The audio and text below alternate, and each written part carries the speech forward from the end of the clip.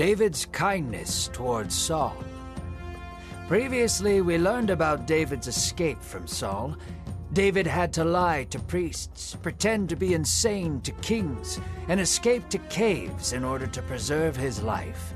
However, God continued to bless David. Outcasts, misfits, and debtors from Israel began to band around him. In the forests of Judah, David began to lead a community of over 300 mighty men. Meanwhile, Saul was hell-bent on killing all who aided David. Saul slaughtered nearly 100 priests and their families for helping David. In this story, David and Saul meet for the first time since David's escape. We will witness the madness of King Saul as he goes after David. Yet even in Saul's complete wickedness, David cannot help but feel connected to Saul like a son, as inspired by the book of 1 Samuel. Hello, I'm Pastor Jack Graham with today's episode of the Bible in a Year podcast. In our most recent episode, we followed David through his encounter with Elimelech into the Philistine country of Gath and into the caves of Adullam. God saw David through each step of the way, providing for him and keeping him safe from the hand of Saul. David began to gather a following of outcasts that would become his army. Saul, who was blinded to all reason by his hateful desire to kill David, continued to hunt him down and even slaughtered priests and their families who he believed had betrayed him when they helped David. Today we will continue to see Saul seething with rage, pursuing David. But even when given the chance to harm Saul, David shows the pureness and integrity of his heart and the tenderness that he would show toward his enemy.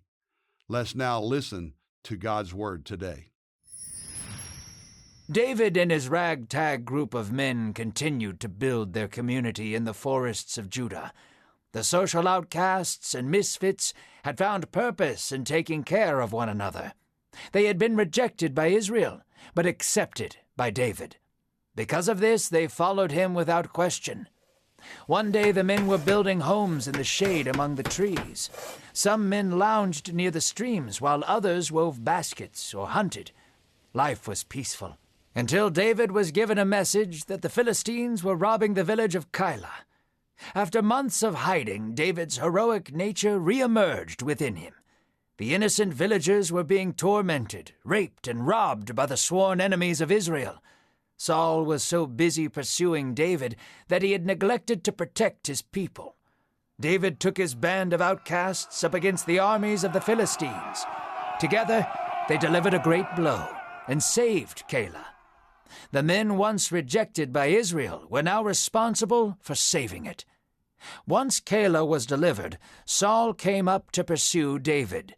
David and his men fled back into the wilderness, back into exile. They returned to the caves among the mountains, dirty, tired, and dejected. The joy of saving the village was replaced with fear of being captured once again. David anguished over the loss of freedom for him and his men. In the darkness of the caves, David wept before God. David battled day after day with his own hopelessness and self-worth.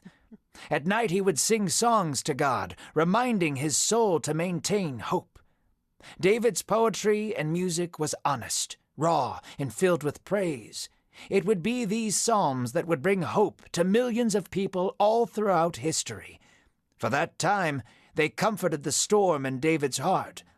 The sweet songs of praise kept David's heart alive in him and gave his men strength to continue. In the stillness of the evening, the men would lay down and listen to David's voice echo throughout the caves as he sung, "The Lord is my light, whom shall I fear? He is my fortress, whom shall I fear? When the wicked seek to devour me, it is they who will fall. Though armies seek my life, my heart shall not fear. Though war comes to me, I will be confident. Just one thing I ask, is that I may dwell in the presence of the Lord forever. All the days of my life I want to gaze upon the beauty of my God. For in the day of trouble he will keep me safe. He is my shelter forever." As David sang in the night to the Lord, Saul stewed in his own hatred. He became obsessed with killing David and raised an army of 3,000 soldiers to rise up against David and his men. Saul's army camped outside the caves, not knowing that David and his men dwelled inside. Saul and his men set up camp, and Saul went into the entrance of the cave to rest and attend to his own needs. David's men whispered to him, saying, "Now is your chance. God has given Saul to you on a silver platter." David approached Saul quietly. Saul was dozing off, an easy target. It would be nothing for David to cut his throat and be done with the madness. David stood over Saul in the darkness of the cave for a few moments.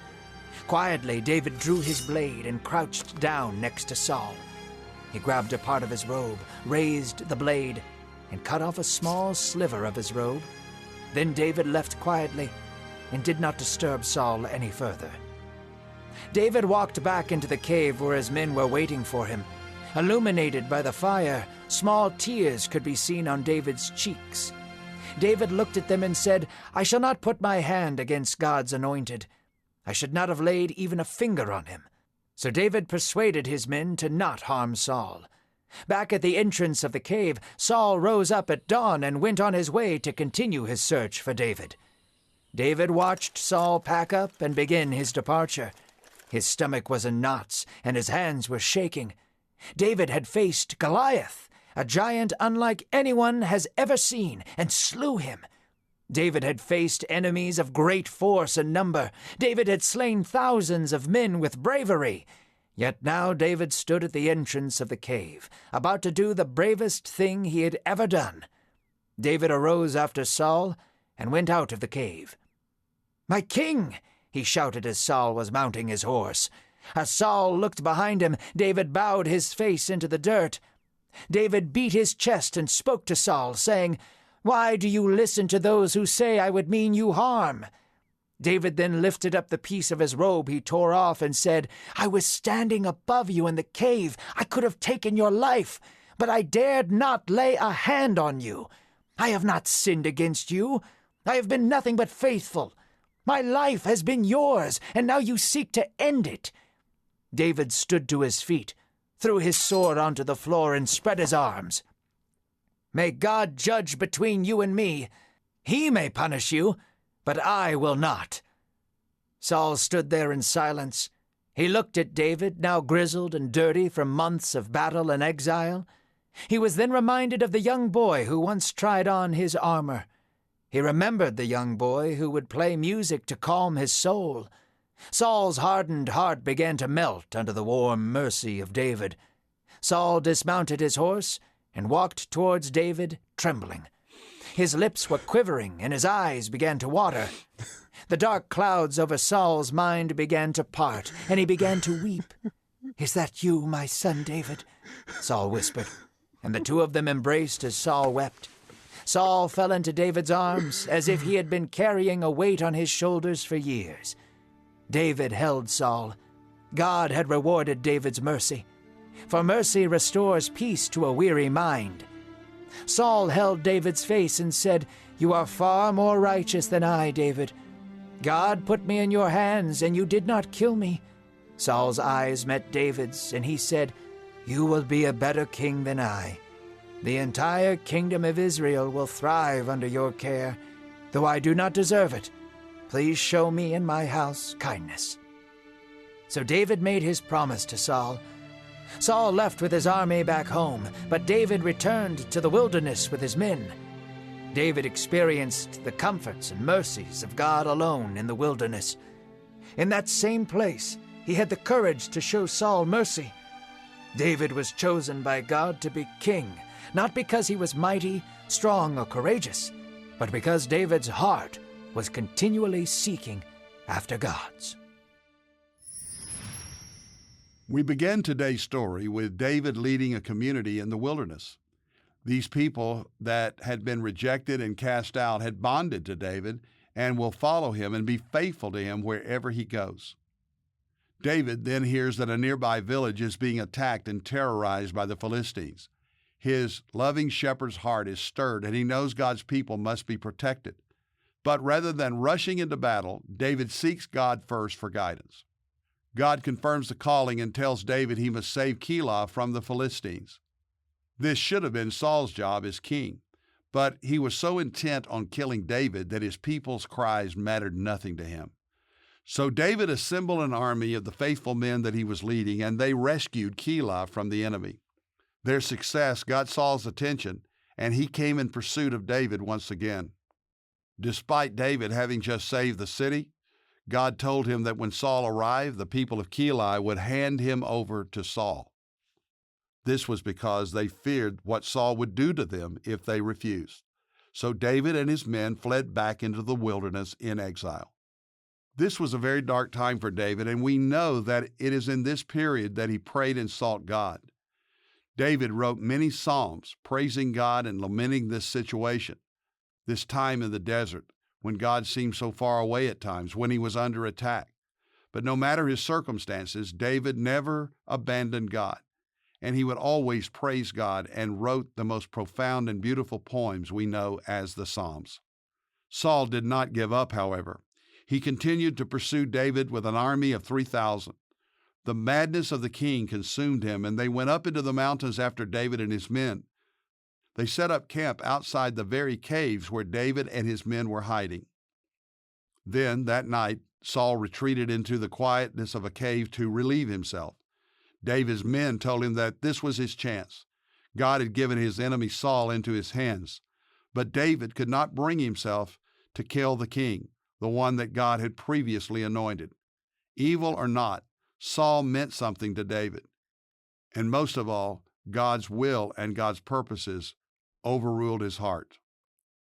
So instead, he secretly came into where Saul was and cut a piece of his robe and retreated into the darkness of safety. But even this act troubled David's heart. And in 1 Samuel 24, verse 6, we read this. He said to his men, "The Lord forbid that I should do this thing to my Lord, the Lord's anointed, to put out my hand against him, seeing he is the Lord's anointed."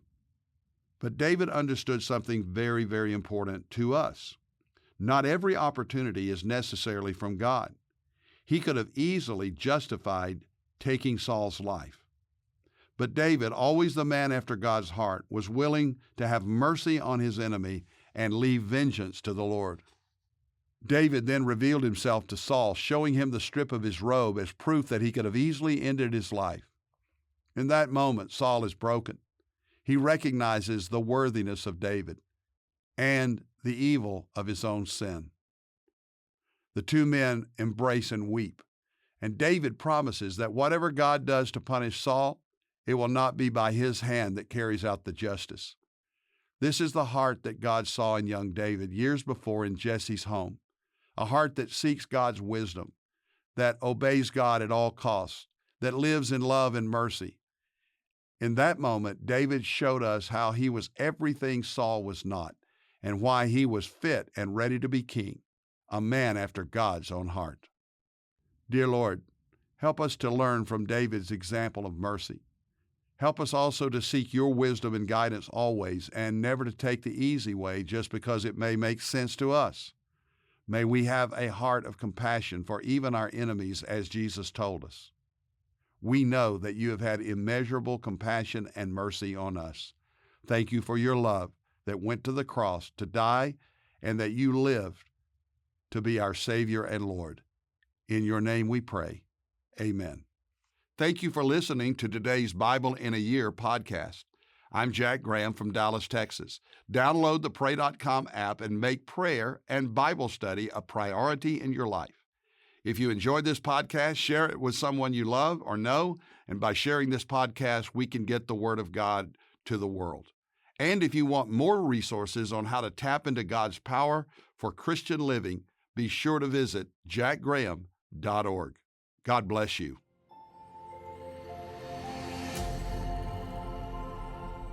This episode is sponsored by Medishare, an innovative healthcare solution for Christians to save money without sacrificing quality.